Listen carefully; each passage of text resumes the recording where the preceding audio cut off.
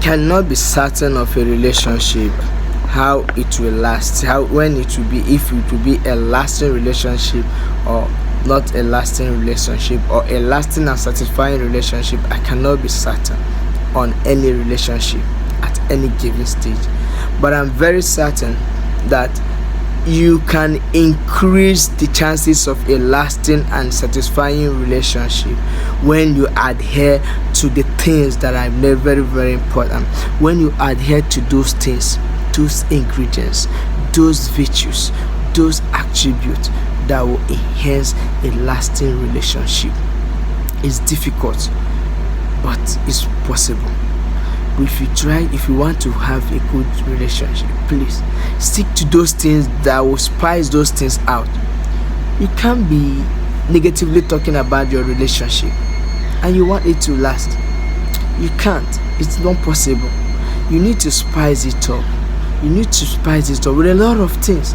I've listed the attributes. In my previous video, I've talked about attributes that will garnish homes, that will garnish relationship, that will garnish a long-lasting relationship. And I'll keep talking about them here. These attributes are very, very important. It's really, really important in our midst. And for you to be on the same page with your spouse, you need to adhere to these things. Message I received about the way to build a happy relationship. I'm responding to that person that please build to the person, treat that person right, build those things that will be accepted by you, those principles, those virtues. If you know cheating is very bad, you don't try it, you don't welcome it, please don't cheat. Try not to. If you know that lying you hate it, don't lie.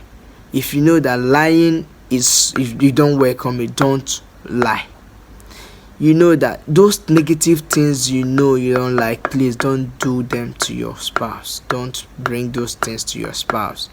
And have time to iron things out. Have time to iron the differences. You are dealing with someone that come from different background, someone that come from different home, someone that live sometimes different country.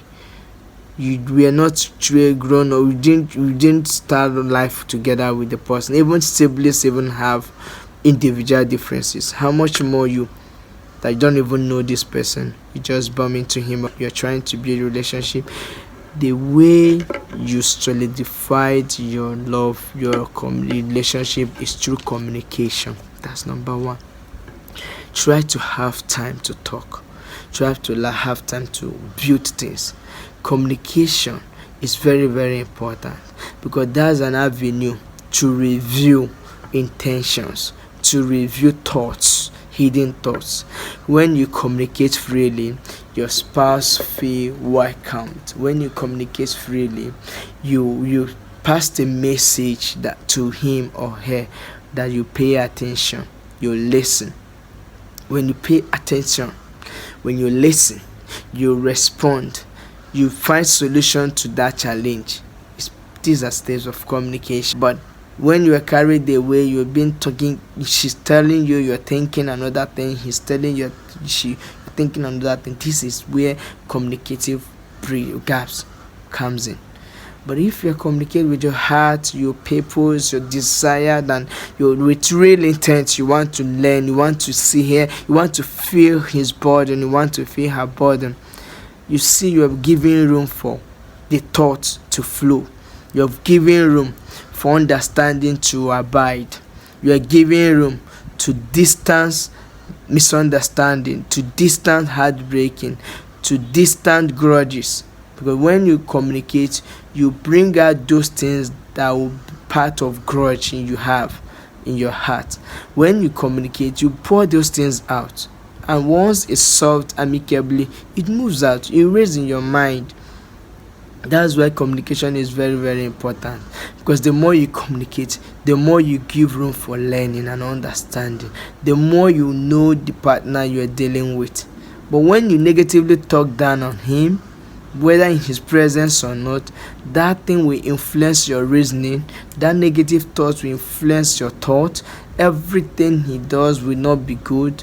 everything she sacrificed in your life will be insufficient, because you have filled your mind with negative thoughts and you refuse to communicate openly to iron and sort these things out.